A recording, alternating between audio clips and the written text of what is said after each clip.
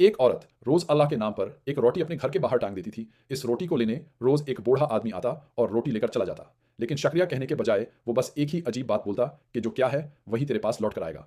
औरत को बहुत गुस्सा आता। इसे लगा कि ये बूढ़ा दुआ देने के बजाय बड़बड़ा रहा है। तंग आकर एक दिन शैतान इसके दिमाग पर हावी हो गया।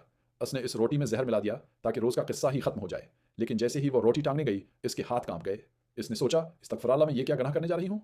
इसने तड़प कर वो जहरीली रोटी आग में फेंक दी और एक ताज़ा अच्छी रोटी वहां टांग दी। बूढ़ा आदमी आया, रोटी ली और वही बोलकर चला गया, जो क्या है वही लौट कर आएगा।